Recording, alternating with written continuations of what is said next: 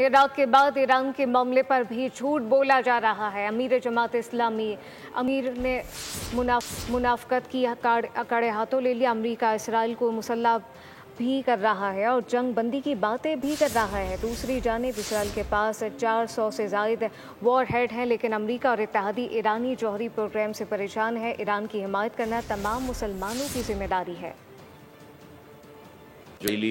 दहशतगर्दी है वो जो मज़ीद फैलती चली जा रही है, इसने हालात को बहुत ज़्यादा बिगाड़ दिया है। ईरान पर उन्होंने हमला किया हुआ है, मुसलसल मिसाइल बरस रहे हैं। सबसे बड़ी मुनाफिक क़ुव्वत के तौर पर अमेरिका सामने आया है। अब भी वो खुलकर इसराइल की एक तरफ हिमायत कर रहा है, अस्करी सहूलत फराम कर रहा है और दूसरी तरफ जंगबंदी की बात भी कर रहा है। इराक़ में इन्होंने कहा कि वेपन ऑफ मास डिस्ट्रक्शन मौजूद हैं, उसका फिर प्रोपेगेंडा किया और प्रोपेगेंडा करके उसके ऊपर यलगार कर दी।